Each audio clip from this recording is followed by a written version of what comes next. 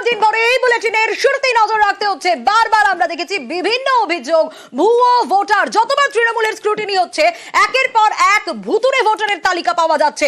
এবার নজর রাখবো একটু ফালাকাটার দিকে। ভোটার তালিকায় দেখুন 14 বিহারের বাসিন্দা, সেই ভোটার তালিকা আপনাদের দেখাচ্ছি যেখানে ফালাকাটায় ভুতুড়ে ভোটারের হদিশ পাওয়া গেল। ভোটার তালিকায় রয়েছে বিহারের 14 বাসিন্দা। আরো ডিটেইলে বিষয়ে জানবো। ফালাকাটার ভোটার তালিকায় বাংলাদেশীয় রয়েছে।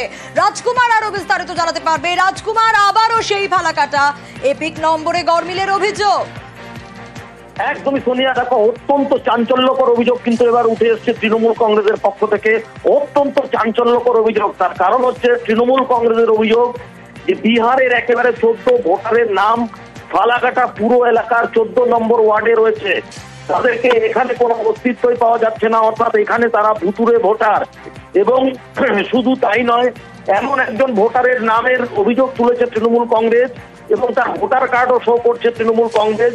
দেখাচ্ছে যে তার নাম অসমেও রয়েছে, আবার এই রাজ্যের ফালাকাটাতেও রয়েছে। শুধু তাই নয়, তৃণমূল কংগ্রেসের আরো অভিযোগ যে বাংলাদেশি ভোটার, তার এই রাজ্যে ফালাকাটাতে নাম তোলা হয়েছে এবং সেখানে আত্মীয় পরিজনদের নাম দিয়ে নাম তোলা হয়েছে।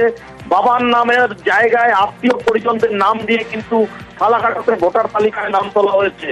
তৃণমূল কংগ্রেসের পক্ষ থেকে স্ক্রুটিনি করতে বেরিয়ে এই সমস্ত কটা পরিবার রয়েছে এরকম? দেখো, তৃণমূল কংগ্রেসের যেটা অভিযোগ যে তারা স্ক্রুটিনি করতে বেরিয়ে একটি এরকম বাংলাদেশি ভোটারকে তারা আইডেন্টিফাই করেছে এবং বাংলাদেশি ভোটারের নাম এখানে একটি পরিবারই পেয়েছে বলে তাদের দাবি। সোনিয়া, বেশ।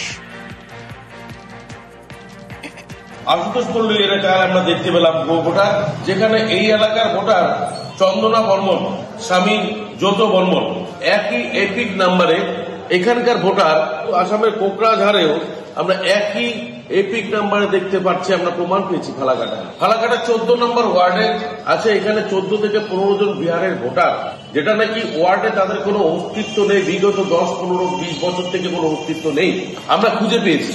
আমরা নির্বাচন কমিশনের কাছে আমরা সমস্ত তথ্য দেব যাতে এই ভুয়ো ভোটার বা ভুতুড়ে ভোটার এখান থেকে ডিলিট করা হয়। আর এবার নজর রাখবো একটু এগরার দিকে। অনুমতি ছিল জটা গাছ কাটার, তার থেকে বেশি গাছ কাটার অভিযোগ রয়েছে। বিজেপি প্রধানের বিরুদ্ধে এই অভিযোগ, কিন্তু পাল্টা প্যারোডিতে কিভাবে তৃণমূলকে বিজেপি খোঁচা দিচ্ছে জানেন? দেখাবো আগে এগরায়।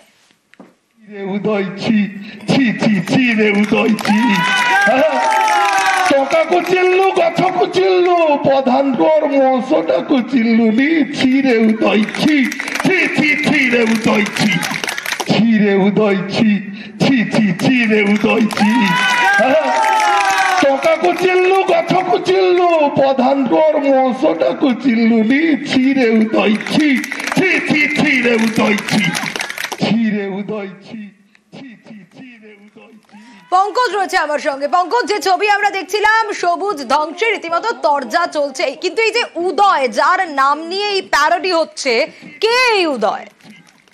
দেখো সোনিয়া, একেবারে জানি না কি, এই গ্রাম পঞ্চায়েতে আগে প্রাক্তন প্রধান ছিলেন এই জুমকি গ্রাম পঞ্চায়েত তৃণমূল কংগ্রেসের এই উদয় শঙ্কর সর। তিনি এখন তৃণমূল কংগ্রেসের অঞ্চল নেতৃত্ব রয়েছে।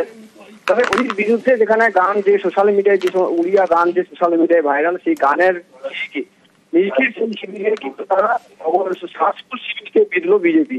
এখানে এই অধিকাংশ যে বিজেপি কংগ্রেসের নেতৃত্ব, তিনি অভিযোগ করছেন যে যিনি মানে আগে প্রচুর পরিমাণে কাটমানি নিয়েছেন, তারপরে তিনি আবার কেন এই বিজেপিকে প্রচার দিচ্ছে। সেই ক্ষেত্রে কিন্তু তারা কিন্তু সভা, পাল্টা সভা, এবং যেখানে গত 15/3/2025 যে গাছ কাটার খবর করেছিলাম আমরা, যে উড়িষ্যা কোস্টাল ক্যানেল সংস্কারের জন্য বিজেপি গ্রাম পঞ্চায়েত পরিচালিত গ্রাম পঞ্চায়েত জুমকি গ্রাম পঞ্চায়েতের প্রধানের বিরুদ্ধে অভিযোগ ছিল যে প্রায় 825টি গাছ কাটার অনুমতি ছিল, তারপরে কিন্তু তারা কিন্তু অতিরিক্ত গাছ কেটেছে। তা তৃণমূল কংগ্রেস প্রতিবাদ করেছিলেন।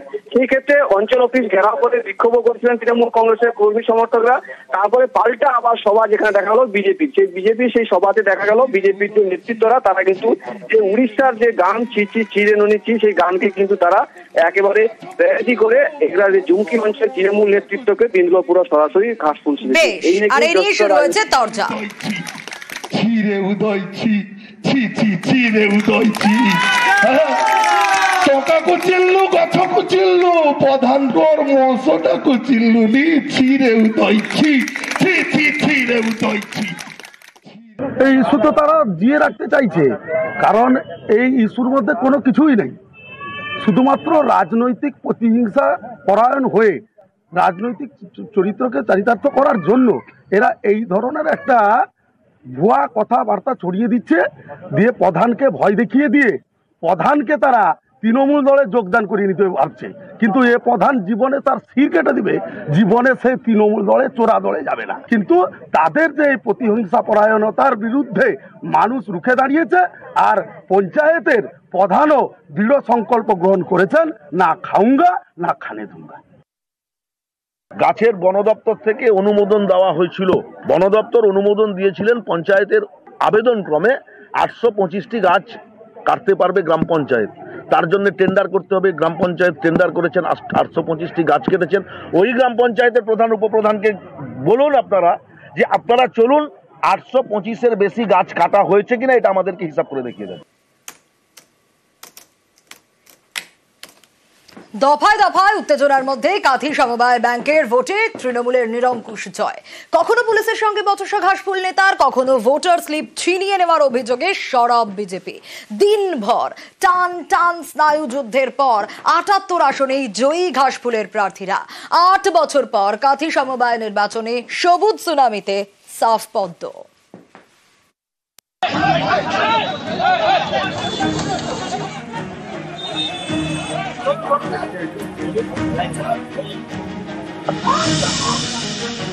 সমবায় ব্যাংকের ভোট, তা নিয়ে পূর্ব মেদিনীপুরের কাঁথিতে উত্তেজনা। রামনগরে পুলিশের সঙ্গে তৃণমূল বিধায়ক অখিল গিরির ধস্তাধস্তি শুরু হয়। পুলিশের বিরুদ্ধে স্লোগান দিতে শুরু করেন অখিল গিরির অনুগামীরা। পুলিশের বিরুদ্ধে ধাক্কার অভিযোগে সরব অখিল গিরি।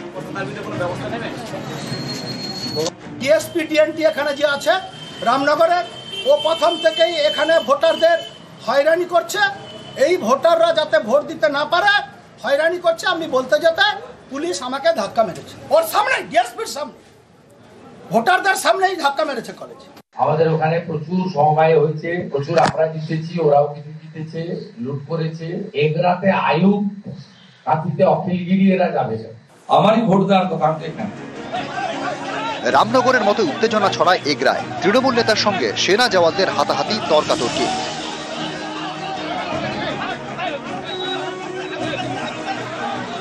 সমবায় ভোট ঘিরে কাঁথি জাতীয় বিদ্যালয়ের সামনে উত্তেজনা ছড়ায়। ভোটারদের থেকে স্লিপ কেড়ে নেওয়ার অভিযোগে সরব হয় বিজেপি। এ নিয়ে তৃণমূল বিজেপির মুখোমুখি। ভোটাররা ভোট যাচ্ছেন, তাদের কাছ থেকে কাগজপত্র ছাড়িয়ে নিচ্ছিল পাকার ঘাটের কাছে। সেখানে আমাদের ছেলেরা প্রতিবাদ করেছিল যে কাগজটা ছাড়াচ্ছ কেন, ভোটাররা ভোট দিতে যাচ্ছে, তাকে আটকাচ্ছ কেন। এইটা বলতে গিয়ে তৃণমূলের কিছু গুন্ডা, তারা আমাদের কার্যকর্তা, আমাদের কাউন্সিলর তাপস দোলাইকে প্রথমে মারে, আমাদের বহু কর্মীকে তারা আক্রান্ত করে। শান্তিপূর্ণভাবে ভোট হচ্ছে। যারা মানুষকে ভয় দেখাচ্ছে, কিছু ভোটারদের ভয় দেখাচ্ছিল। যাদের লোকবল নেই, মানুষ নেই, সমর্থন নেই, সাধারণ মানুষকে ভয় দেখানো যাবে না। বিজেপি ওই অভিযোগই করতে থাক, ওর নাম পাল্টে দেওয়া হবে, অভিযোগ দল হবে।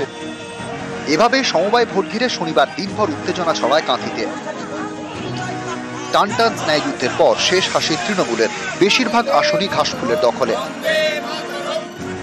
কাঁথি সমবায় ব্যাংকের 13 কেন্দ্রের ভোটে সবুজ সুনামিতে সাফ পদ্ম।